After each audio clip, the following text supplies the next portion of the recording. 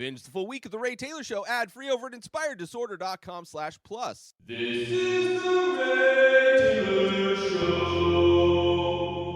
Howdy, friends, and welcome to the Ted Lasso Recap Podcast. I'm your host, Ray Taylor, and I'm thrilled to be here with y'all today. Now, folks, if you're like me, you can't get enough of Ted and the gang over at AFC Richmond. That's why I'm here, to dive deep into every episode of the wonderful show and share my thoughts and insights with you on this, with you lovely folks out there. We're going to laugh, we're going to cry, and we're going to have a heck of a time doing it. So grab your biscuits, settle in, and let's get started, shall we? With this episode of Ted Lasso, Season 3, Episode 5, Signs. This aired April 12th, 2023, directed by Matt Lipsey. This episode, Richmond is on a losing streak, as we saw in the last episode. That continues. Zava has decided to make some big changes, some unexpected changes, not what I expected Zava to do. Multiple characters end up with unexpected new emotional entanglements. One involving Nate, which confirms one of my predictions that I made last week about Nate. And the other is very unexpected, out of nowhere, addition to that could still make my second prediction possible. So we'll get into that as we get into the episode. We get Rebecca gets more signs of the predictions that her mom's psychic gave her. We found out what happened after Shandy decided to rebrand Banter. And Ted's son is having a little bit of problems back home. And, of course, the team is in a new low place. And Ted finally gives them some inspiration. Something that has been desperately lacking from Ted in this season is his inspiration, his fire. He has just been positive and making excuses for things, saying that things will just work out. And we get a little bit of a change in Ted. We get a little bit of fire. We get some inspiration that has been desperately needed in this season. So let's get into this episode of Ted Lasso. Richmond, like I said, 7-week losing streak. The pundits say it's the coaching issues, right? They clearly have the talent on the field, so it's got to be an issue with the staff. Zava, after a loss, looking absolutely dejected. You have Sam pissed off. He scored 2 goals during their game despite losing, right? And all of this started in their game with West Ham when it all kind of fell apart. You have the fans in the crowd booing, and Richmond is now in 9th place. In the last episode, they were, after the Zava era, after their magnificent run of wins that they went on, they got all the way up to 3rd place, and now they've fallen all the way back to 9th place. So still not horrible. Out of 21 spots, I don't remember how many exactly they have in there. So they're about halfway down the roster as far as how they're doing. So, you know, they got a little wiggle room with their winning streak with Zava, but things are falling apart. You have the coaches back in the office. Higgins reading critical text from who turns out to be his father. That sounds like just some troll on Twitter. You have Ted acting like he doesn't understand why they keep losing. He's like, I don't know. God darn it. Why do we keep losing? And Higgins points out that their defense is horrible. Beard points out that their offense is horrible. Roy blames all the players who are just out there watching Zava like it's some TV show, like it's some Zava show. Then you have Rebecca coming in to join and yells at them, asking when they're going to win another fucking match, right? Because Rebecca only cares about beating Rupert, and of course they got destroyed by Rupert's team in the last episode. But now she's seeing the lead that they had just completely be squandered. And is not too happy about it. Ted makes a ship metaphor, saying they're just going to turn that ship around. And then we're going to head on north, but then he gets the direction of north wrong, which then everybody has their own opinion on which direction north is. And all the while, you're seeing Trent in the attached office, just kind of observing the chaos that is going on in the coaching office. Cut to Rebecca's sign. Rebecca's in a coffee shop, the same coffee shop she went on that date, the double date with Roy and Keeley in the previous season. And she runs into the date that she had on there when he's there with somebody. But before that, she tries to get the waitress to take the green matchbook that she found in her purse. Right? It fell out of her purse when she's going to pay her bill, and then she grabs it and then tries to get the waitress, like, here, take this, I don't want this. But just then, she runs into the guy that she was on the date and she dumped. And he shows up with his new fiance and telling Rebecca the story about their first date going to Hamilton.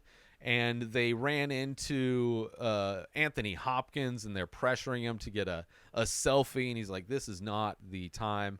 And he has the story where he's like roughed up Anthony Hopkins because, you know, he only exists in order to please the people. And then the woman that is her ex-date, Rebecca's ex-date's new fiance, she calls him her shite in knighting armor, which is what the psychic said, specifically, shite in knighting armor. And so now Rebecca not only has seen the green matchbook that the psychic mentioned, but now the ex that she dumped, the guy she only went on a date with him, so it's not like they were an item or anything. But then she says the shite in knighting armor. So far, these predictions are starting to come true from the psychic. And Rebecca tries to call Keeley, but as we see multiple times in this episode, as Rebecca tries to call Keeley, Keeley is distracted with her own things at work. So we cut to Keeley in a meeting with Barbara and Jack, and about taking on new clients. Keeley is worried about spreading themselves too thin. Not being able to focus their energy on their clients as much if they bring on too many people. And then Barbara, in kind of a condescending manner, explains how they could just hire more people because that's how businesses grow. So very talking down to Keeley in a way that's, clearly pretty rude. And Jack steps in to agree with Keeley, saying that she's looking for more of... People are probably going to be looking for a more boutique agency anyway. They want something smaller, something more personable, right? So Barbara leaves, complaining about money, and she just kind of leaves. Clearly, no bonding has gone on between Keeley and Barbara as I expected it would, but we see Jack is on the same page as Keeley. And then Jack makes a joke about Barbara's bummer attitude. So they're both on the same page when it comes to Barbara kind of being a bummer. And then you see Shandy come in to tell Keeley that she's starting a new app of her own. Right? She's not happy with the fact that Keeley made her change the tagline to banter back from want to sleep with a celebrity, join now for free, right? She didn't want to. She changed it back. She's like, I'm going to start my app called Starfucker for people who actually want to have sex with celebrities. It's going to be way cooler. It's going to be way better. And before she leaves, she tells Jack that she's looking for investors if she's, wants to invest in her app idea. And of course, and then Shandy gives Keeley a rotten look. And then Jack tells Keeley that she's going to let her go, and that and tells her that what she needs. Basically, Jack is telling Keeley what she needs to tell Shandy. Keeley misunderstands, thinking Jack is firing Keeley. So it's a funny misunderstanding there. But Jack is telling Keeley about the shit sandwich, where you put a piece of bad news, surround it by two good pieces of news, right? And And Keely says she can't fire her because then she'll be mad at her, right? Of course, right. Oh, who would want to fire somebody that's horrible for your business because they're mad at it? It's like it's painful when people are more worried about somebody's feelings when it comes to people that are toxic. It's amazing how many toxic people are able to continue destroying people's lives because those people whose lives are being destroyed are too worried about not being liked by that toxic person anymore. And that is kind of Keely's situation with Shandy. Jack invites Keely to lunch, and she's like, yeah, let's do this. So you're seeing Jack and Keely clearly bonding, which is taking over for Keely. It's like, in many ways, Jack is taking up Rebecca's spot as Keely's best friend, and Rebecca trying to call Keely, not able to get a hold of her because Keely is spending her time with Jack. Cut to the team in the locker room. Isaac sees a news article about Nate and his date with the model at the Bones and Honey Club. They compare him to She's All That, but Nate's beauty isn't hiding behind some ponytail and glasses. Colin brings up that the movie is based on it's actually a remake of or based on the movie My Fair Lady. Then Sam pipes up and he's like, well, actually, the movie My Fair Lady is based on the play Pygmalion. And then Danny mentions how much he loves pigs, because that is the train of thought that happens in the locker room of Richmond. Then Van Damme, formerly Zorro, asks Zava what he thinks of the model. And then Zava says he doesn't think about her. The only woman he cares about and thinks about is his wife. And then describes her as the girl next door with a ponytail and glasses. And Danny's like, oh, it's like the girl and She's All That. And Zava doesn't see movies. His favorite thing to watch is just his wife. So the pretentious nature of Zava has no ends. Cut to the coaches going over quote-unquote strategy and how nothing will work, kind of shooting down all of their own ideas. Then you have Trent kind of piping up, and Ted asks if he wants to help to join in. I mean, Ted really has no ideas. Coach Beard, out of Ted and Beard, the most knowledgeable, at least somewhat knowledgeable about the sport. Obviously, Roy, somebody who used to play, should know, but maybe not a great strategist. Like their key to strategy was Nate, and now he is gone. So they are desperately hoping anybody can help them out. So inviting Trent to help is one of many options they are willing to entertain. But Trent chooses not to interfere. But then he recommends playing a long ball game, which sounds good. But Beard and Roy both shoot it down. Then Ted gets a text from his ex back in the States, and apparently Henry got into a little bullying situation, to which Beard recommends, after hearing this, going to track down the bully and burn his house down. Roy recommends to just ignore the bully until you break into their house while they're sleeping very late in the night, and you beat them with a rag soaked in red paint, so that when they wake up, they're confused and they see the red paint and they're confused thinking it's blood. And then when they beg you to stop, you just laugh loud. You laugh loud, you laugh long, very long time, just laughing at them, right? Just laugh as long as you can, and then you start beating them again. And Ted says, he's going to hold off on those suggestions. Clearly, these guys have more suggestions on how to treat a bully than they do coach a soccer team. Then we have Higgins and Rebecca. Higgins goes into Rebecca's office. He sits down, and he thinks that the club's going in the wrong direction, which is obviously a big duh. And he says it's not the players, and suggests that they might want to consider replacing the manager, a.k.a. Ted. And Rebecca says it's too bleak for her to talk about that at the moment, and just immediately changes the subject to psychic, and specifically if Higgins believes in them. And he does. Of course, Higgins does.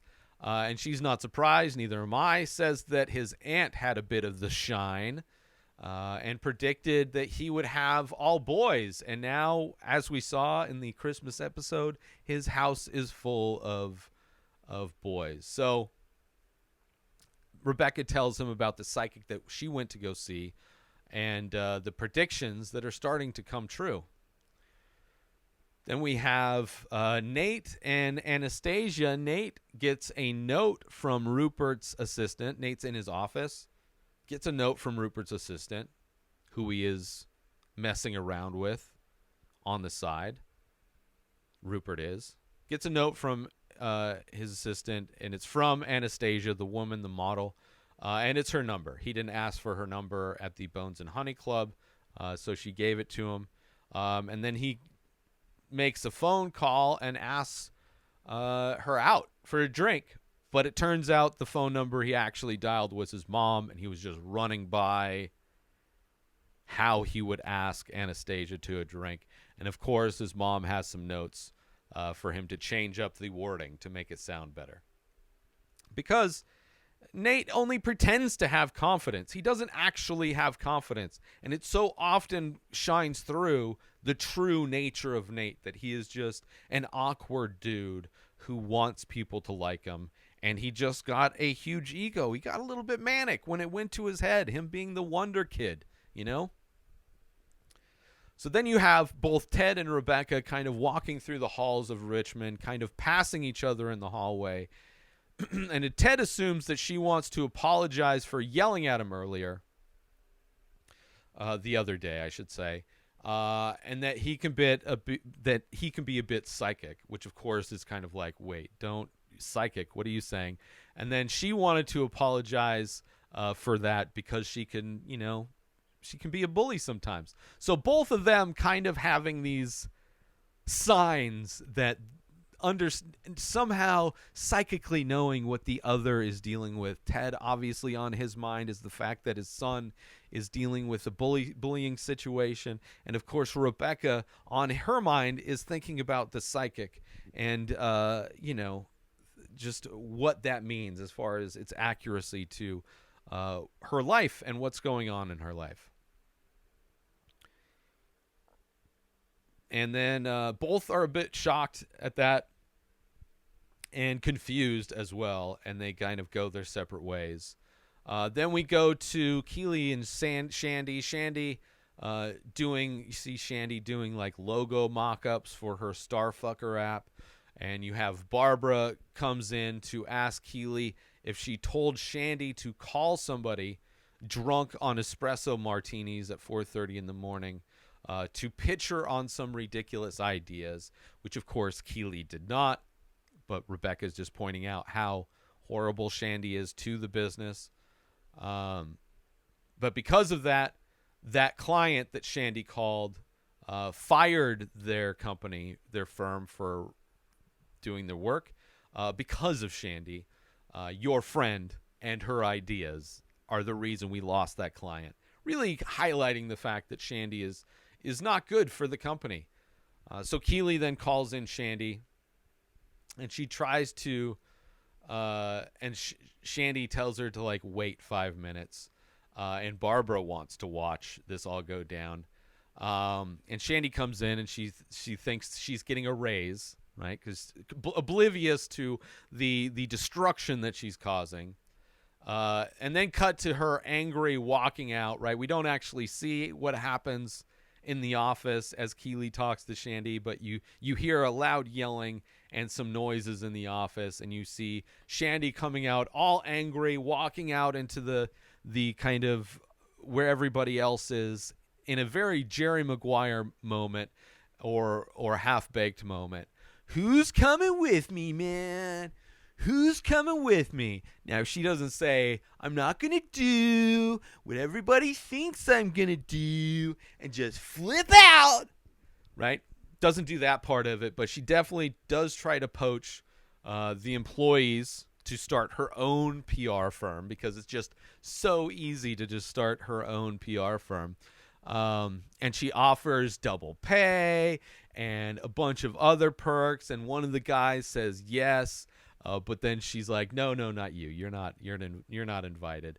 And then she tries to poach Barbara, but of course Barbara isn't gonna go. Although it would have been funny if she did. And then Shandy calls them all fascist fucks, and that on her way out, she tries to get the guy who said he would, but at that time he had changed his mind. So she's kind of shit out of luck, as she kind of has her explosive moment leaving their PR firm. Let's take a quick break from this episode to talk about Attention all Ray Taylor Show fans! We're excited to announce we've just released a line of exclusive merchandise featuring original artwork inspired by the show. Our high-quality shirts and biodegradable phone cases are a perfect way to show your support for the show and make a great gift for any fan. Plus, with each purchase, you'll be helping us continue to bring you great content. So don't wait. Head on over to inspireddisorder.com now and check out the full collection. Thanks for listening, and we hope you'll show your support by grabbing some Ray Taylor Show merchandise today. And now, let's get back to the show.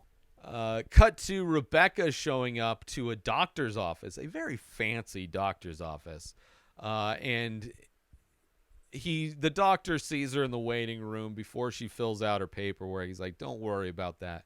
Why don't you come into my office? And he asks her how she's doing, right? Despite the Richmond slump, because, of course, everything involved with Rebecca, everybody has to bring up Richmond.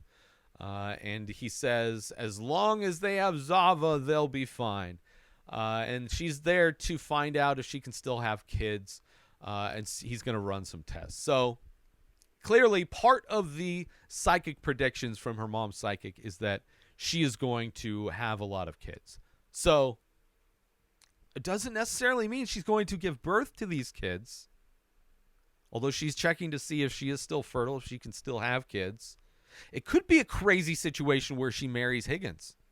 I mean, that's not a prediction I'm making, because that would be absolutely ridiculous. But if she did marry Higgins, then she would have a bunch of kids all of a sudden. So she could marry somebody who already has kids, which I don't know who that is in this show. And I don't think that's what's going to happen. But she is going in there to go get some tests to see how accurate these predictions are. Cut to the players in the gym, right?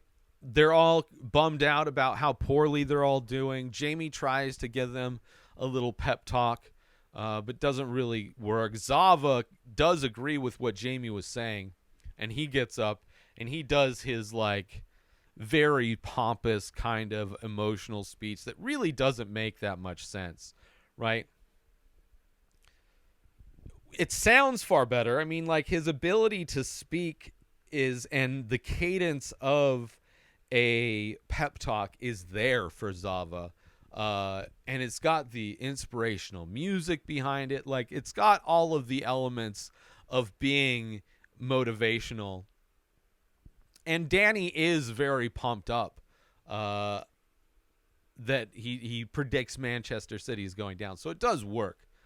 But another moment where Zava is kind of pushing Jamie aside, Jamie trying to be the leader of the team, trying to be the better player, and then Zava kind of stepping up and doing his own kind of version of a pep talk. Cut to then Ted calling his ex. He's at home, and he actually gets a FaceTime from his ex, and he's asking about Henry, obviously, and he finds out Henry's at the park with Jake, which, despite the fact that it's fucked up that Jake is now dating his ex after having been their relationship counselor, it does seem like he's a good guy on some level and is good to Henry on some level. Ted asks how she's doing, and he tells her about Beard and Roy and how they're ready to fly to the States and really, take care of the bully. And that's when he finds out that it wasn't Henry being bullied. It was actually Henry being the bully, which kind of blows Ted's mind. So finding out that it's not really what Ted was expecting. Cut to Keeley at the end of work of the day. And the guy who at first said he would go work for Shandy, then turned down. And then when she tells him to come with her, he changes his mind. He comes in at the end of the day and kind of pretends to quit in a very awkward way. Really kind of making it seem like it. And Keeley's like, oh, you're going to quit? But then he's just joking. And then Keeley invites Barbara and Jack are standing there. Well, Jack's there, and Keeley invites Jack, but then Barbara is standing there as well. So Keeley invites both Barbara and Jack to the Richmond game later against Manchester, and Barbara declines after finding out it won't be as violent as the last game she went to see, where Richmond kind of went crazy, which was 7 games ago. I think 7 games ago. But Jack is willing to tag along. And Jack asks to borrow Barbara's office so she can make some calls. And Barbara's like, yeah, you can, but just don't look in the drawer of your desk, right? Just do not do that. Whatever you do, you can use just don't look in the drawer of my desk, right? Repeats herself. And of course, Barbara leaves and Jack's like, oh, I can't not. I have to look and see what's in that desk. And Keeley's like, absolutely, you must do that. Cut to before the game, you got Roy in the locker room kind of giving everybody fist bumps before they get the game started, and he's looking around, and Zava's not there, and he asks the team where Zava is. Cut to the coaches. Ted shows off to Beard that he's on a streak, not having any pee spots on his khakis after coming back from the restroom. Then Beard asks Ted about Henry, and Ted hasn't been able to catch him yet because of the time zones. He hasn't been able to actually talk to Henry. And then Coach Beard reassures him that Henry will be fine because Ted is his dad, right? And then Roy informs them that they have a problem, right? Zava isn't there. Cut back to Keeley and Jack. They're about to head out to go to the game, and Jack notices a smell in the office, a disgusting smell. And they walk into the conference room where there is a lamb, the lamb that was at the commercial shoot where Keeley first hired Shandy, and the lamb is on top of the conference table, and lamb poop is everywhere. And there's a note. Keeley reads the note, and the note says, "The lion has left. Enjoy the lamb, bitch. XOXO Shandy."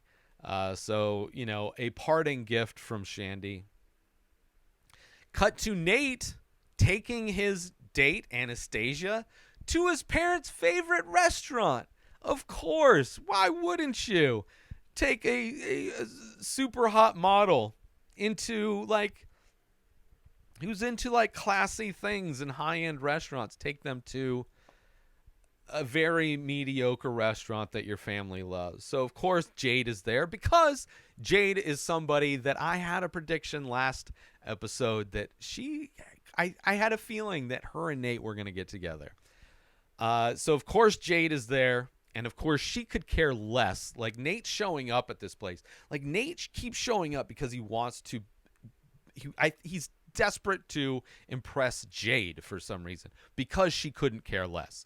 Obviously, the owner of the restaurant's there, and he's super stoked. So, as opposed to Jade, who couldn't care less, you see the manager come out, and he's like, of course you can have the table in the window because Jade wasn't going to give it to him again.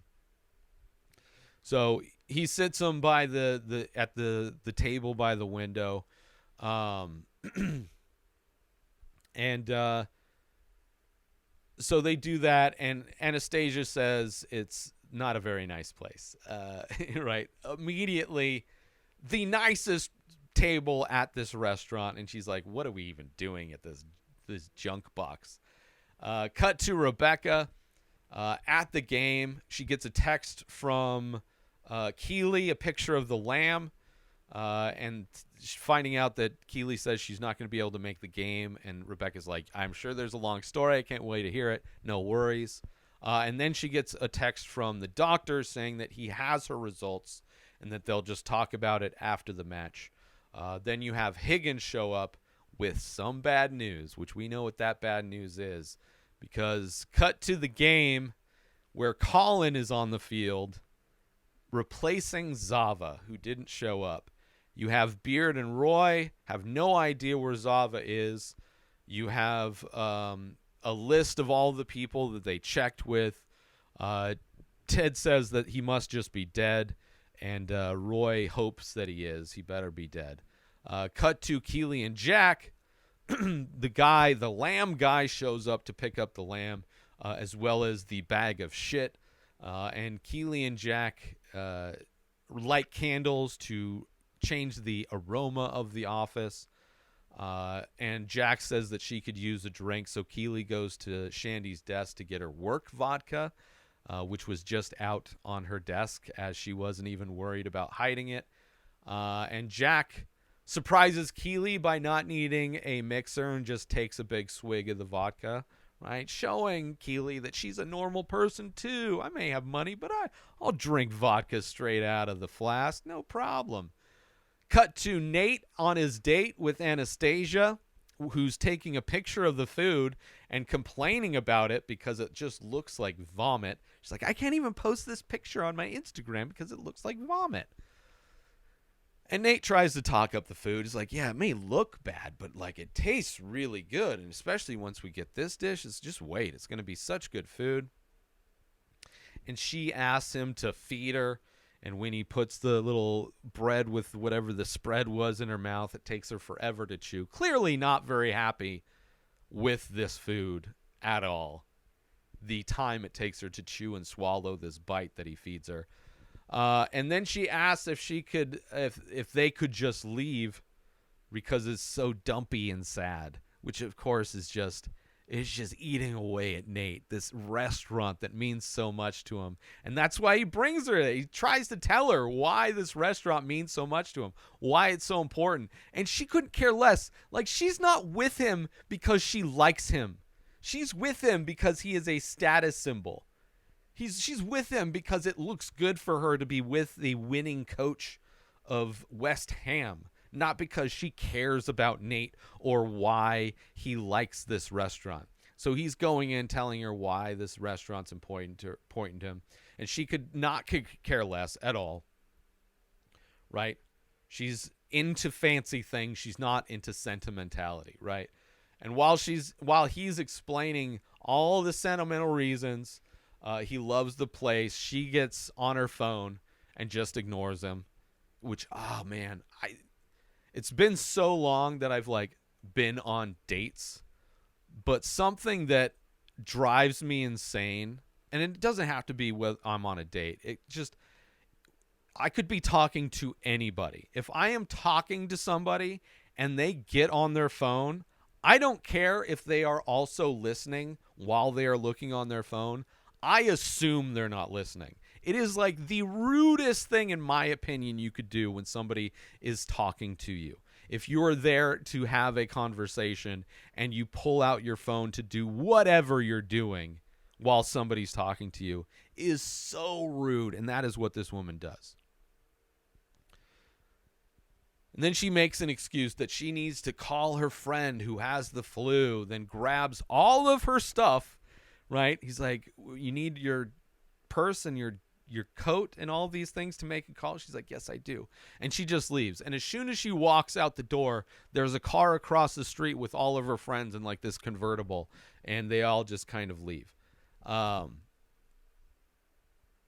you see Jade watching all of this happen, right? And the manager comes out and he kind of apologizes. And he also lets him know that he's still he's gonna have to charge him for the booze, right? He's not giving the free booze because the whole show is gone. Cut to the game, the end of the game, and Richmond loses again 4-0. The announcers say the team is nothing without Zava, which is very true at this point. The fans in the crowd are all talking shit. And they hear the fans talking shit as they walk off, too, which is just insult to injury. Cut to Rebecca. She returns to her office, and she gets a text from Higgins with a link to an article talking about Zava, who is hinting at retirement. Then she gets a call from the doctor, Dr. Wagner. And by her reaction, it seems as though he told her that she cannot have kids. I believe. She seems upset, which I think because she saw the predictions coming true, that her hopes were up that maybe she could still have kids. And now that the doctor says that she can't, she's disappointed. I imagine we don't actually hear what he says. And she tries to call Keely again to talk to her. But this time, cut to Keely and Jack. You see Keely's phone ringing with Rebecca's picture popping up. And Keely and Jack are having fun. They're sitting on Keely's couch in her office, drinking the vodka, bonding, talking about stories, telling each other stories, right? Talking about past relationships. Keely kind of brings up hers, and Jack assumes that her last relationship was Jamie, but then Keely kind of stumbles to correct her, but also she's kind of right. And Keely doesn't really want to talk about Roy because it still hurts. And Keely thanks Jack for the day, that she had a lot of fun with the day, and then she gives Jack a kiss. And then she apologizes, but Jack dug the kiss, and they start making out. So something I wasn't predicting. I knew Keely would get with some. Obviously, she, at the restaurant, Sam's restaurant, she kind of made it sound when she was talking to Rebecca that they both need to move on from their past relationships, right? Keely's still hurt from Roy, right? She still clearly loves Roy, and Roy starting to get second thoughts about maybe he had made the wrong mistake, both in reflection of his last game at whatever team it was. I completely blanking on that team where he regrets quitting when he did. And then also later when Ted is kind of giving a pep talk, you can tell there's a look in Roy's eye where he regrets maybe hurting Keely and regrets maybe breaking up with her. But Keely clearly wanting to move on. I thought maybe she might get back with Jamie, considering she had seen Jamie change as a person and grow as a person. But no, it is Keely and Jack. Which is great. I love it. And so they're making out. Cut to Nate at the restaurant. Still at the restaurant. It's dark out. And Jade brings over baklava for two that they ordered, obviously back when Anastasia was still there. And Nate says that tells Jade that his date left and he won't be able to eat all that on his own. So he invites Jade to share it with him. And she says, sure. I knew it. I knew there was something about it. The fact that she's in this season to begin with, and the fact that Nate clearly has like this need to impress her because she's so unimpressed by him and couldn't care less. And that is like how he is validated in every way now, how Nate is validated by people being impressed by him, and the fact that she isn't only makes him more attracted and wanting to. So he invites her, and she says yes, and it's like it's going to be interesting.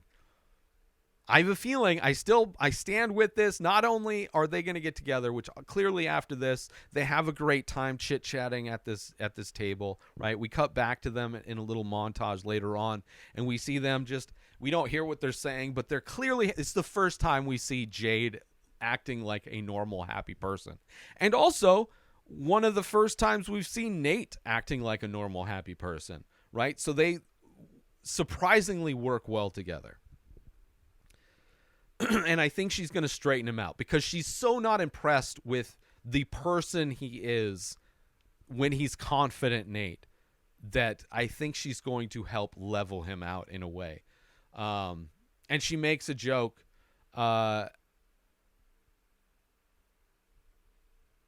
As she like makes a joke, which just makes her seem like human for once. And then he asks her to sit down.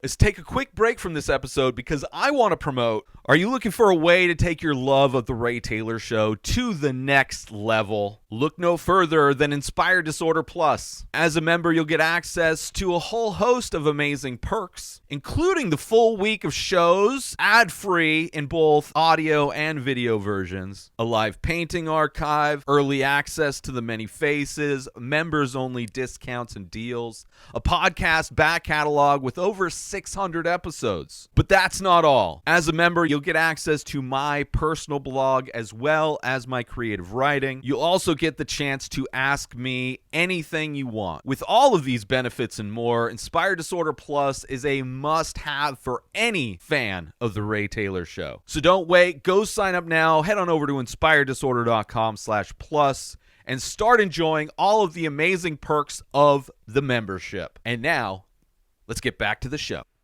So after the game, cut back to after the game in the coach's office, right? Back in the coach's office, Beard and Roy are talking about the game. Ted is looking at just kind of staring at that pyramid picture that's on the wall, the pyramid of success.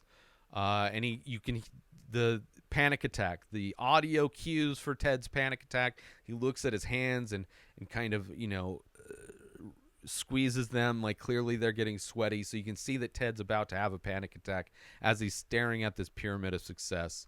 And then he gets a call from Henry and asks the guys for some privacy. And he gets on the phone with Henry, and Henry said,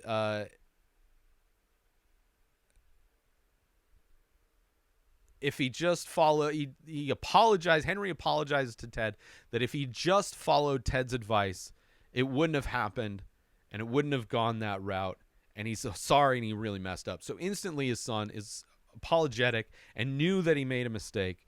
And I'm sure, I would imagine, the time when he went to the park with the doctor, Dr. Jake, that I bet he helped straighten him out, right? Because it's something, a kid's not going to be that self-aware and understand that they made a mistake in that moment and should have followed his dad's advice, which his dad's advice is, if you're angry, count to 10. If it didn't work, do it again, right? Brilliant thing. Something when I used to get really angry and punch walls for my 20s, and in my early 30s, I punched a cement wall and broke my hand. And when I went to go get a cast on it, the doctor told me to, next time you're angry, before you punch something, why don't you count backwards from 10? So the counting to 10 thing is probably a well-known way to help calm yourself down if you're angry. Thankfully, I haven't. There was a moment where I elbowed some things after that, but I haven't punched anything. Got a boxer's fracture in my pinky. Sometimes you got to learn lessons the hard way. So that was Ted's dad's advice, actually, that he told Henry, the whole count to 10 thing. So, some knowledge being passed down through generations of the Lassos. So cut back to the locker room. You have Higgins and Trent going into the locker room, telling the players, sorry about today. And then Colin asks if the news about Zava is true. And Danny starts to cry, as of course Danny is the biggest Zava fan, made him a friendship bracelet, was mimicking everything Zava did during the Zava era, their run of wins. Danny idolizes Zava. And Sam mentions Zava just posted a video on social media, so everybody gathers together around to watch this video on Sam's phone. And Zava says he's played his last match and that he's going to put all of his energy into his family and his avocado farm, which obviously is why he asks Sam where he sources his avocados. Cut to Ted talking to the team. Ted walks in. Well, Ted tells his son that he needs to go talk to his team and that later he'll play some Roblox with him when he gets home, right? Which his son's totally stoked about. And Ted tells him that he's proud of him, which he should be, right? He made a mistake, but is aware of the mistake and knows how to fix it and is on the right track. So Ted having to do very little in that situation, but finding out that his son is on the right track and going to do the right thing to make the situation right. And after he hangs up, you see Ted having that panic attack starting to come back, and he has these flashing images of Henry leaving in the airport. And Ted's doing his little, everything's going to be okay, all is well, tapping on his chest, and he's able to calm himself down. So Ted is learning clearly from things that the doc has taught him as well. So then Ted comes out and says, better luck next time, as he does to people. Sam asks Ted about Zava. Ted mentions that he didn't quit the team, right, necessarily. He retired, so it's not as bad. He retired the whole sport, right? So it should make you feel better. It's not like he gave up on us. He just doesn't want to play the sport anymore. And Ted thinks Zava leaving is a good thing because he doesn't want anybody playing there that doesn't want to be there, right? Always trying to think of the positive, whether it being constructive or not. And says that, they could have just handcuffed him to his chair and forced him to love them, which Danny, of course, suggests that they should have at least tried that. Danny would have loved to handcuff Zava and try and force him to love them, but of course you can't do that. Ted's positivity just feels so empty this season in general. He's definitely still positive, but it's like it feels so hollow and empty in a surprising way. Because it's like it almost makes you feel like, at least me, like, was it always this hollow, or is this just different? Is the fact that Ted is just positive, like, what is missing that makes it feel so hollow? And then you find out what it is, because the real Ted comes back. And he's telling the team all they need to do is win. All they need to do is win, is to believe it.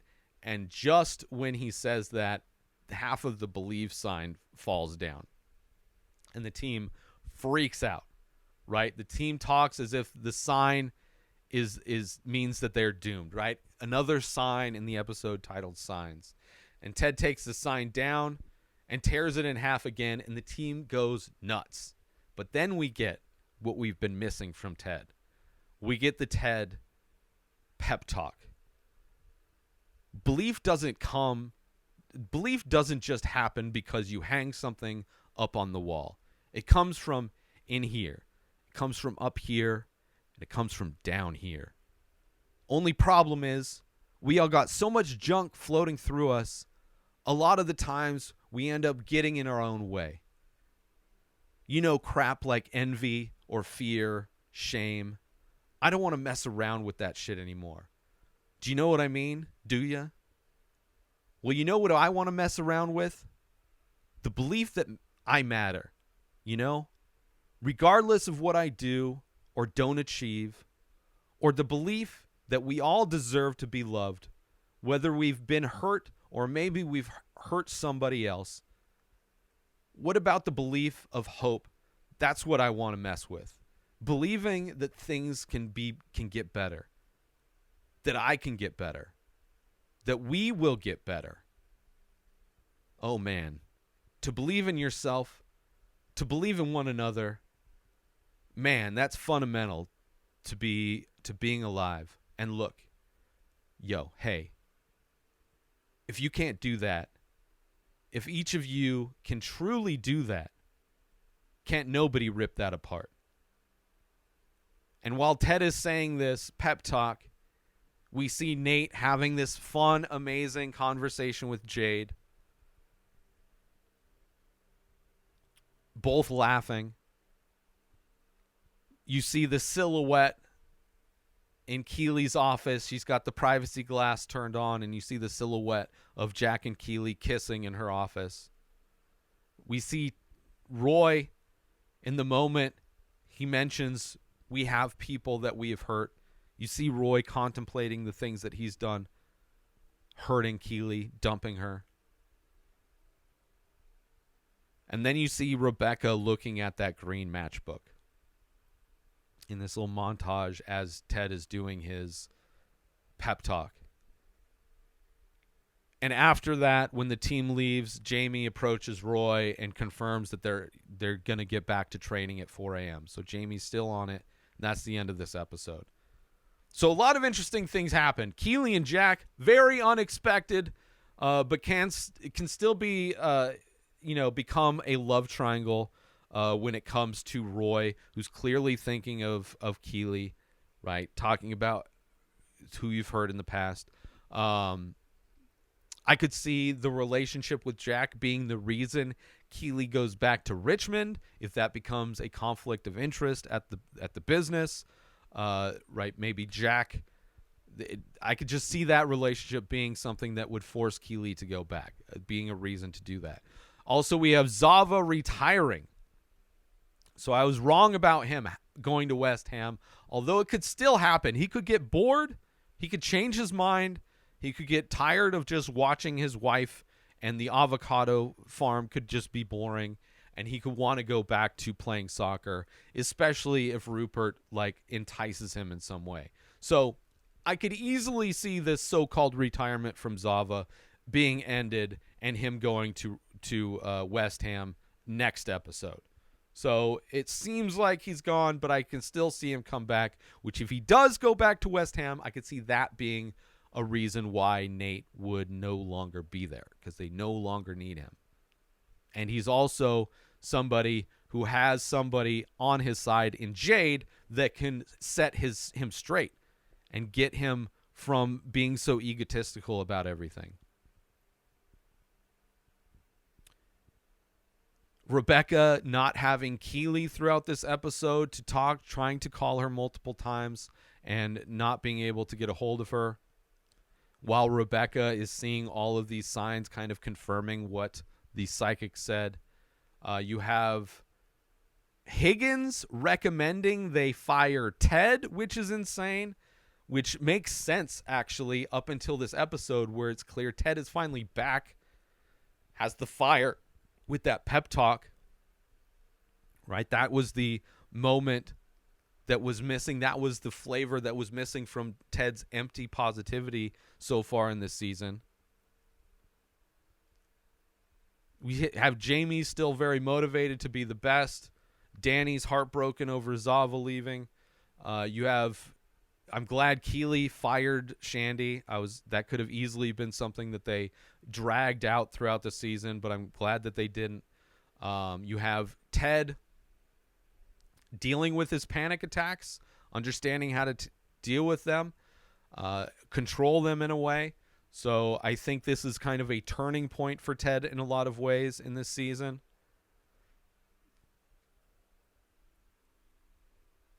And I think part of that also is that he sees that his son is okay, right? He sees that his son is, despite this bully, him being a bully, it seems like his situation, he's being on the right track, right? Doing things. The system is back. The support system that he has at home is helping him. And finally, it feels like Ted's head is in the game for the first time this season. At the end, during the very end when he does the pep talk. So not just blind positivity, actually has a fire in him. And they're the underdogs once again because they've fallen, right? They need to redeem themselves. They can't just rely on Zava. Right? Nate just needs to come back, which I think Jade will help with that. Jamie still needs to get good, training with Roy. Rebecca may consider getting rid of Ted, and maybe that could be when she replaces Ted with Nate. Could see that happening.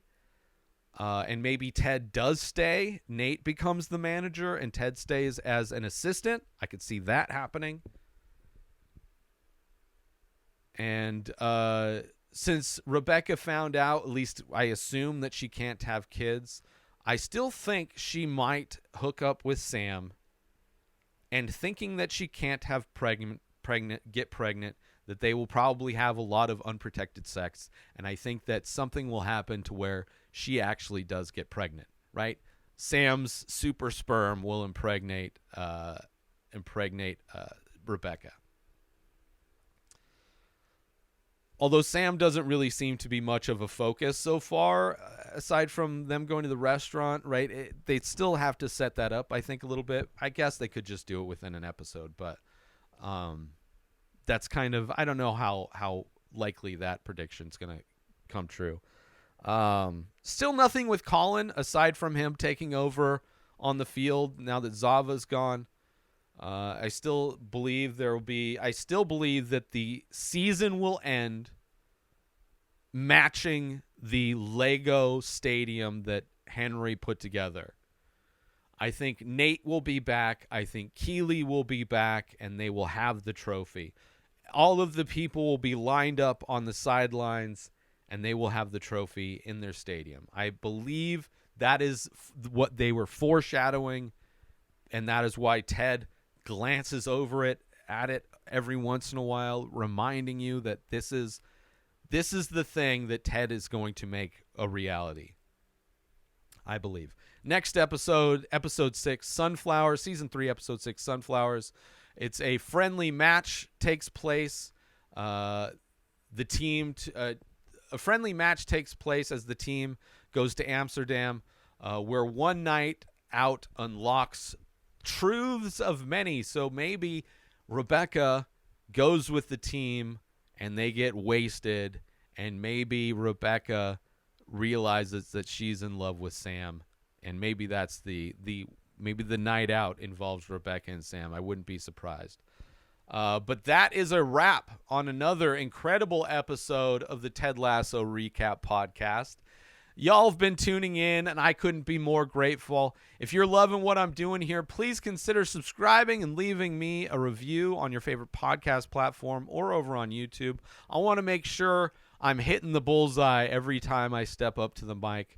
Now, I know you all have opinions, and I want to hear them, so reach out on social media at Ray Taylor Show on IG, TikTok, and Twitter, and let me know what you're thinking about this season. I promise to read every message with the same enthusiasm as Ted coaching his team to victory. And finally, I can't wait to get back with y'all next week for another deep dive into the world of Ted Lasso. So until then, stay curious, stay kind, and stay gold, folks.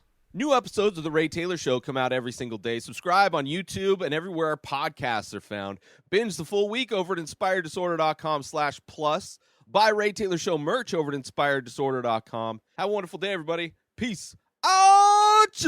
Today is the day where you wake up and you realize that everything that you've been dreaming about, everything that you've been wanting, every goal and wish and hope that you've ever had can become real. Dreams can come true. What you manifest in your mind, you can bring to reality.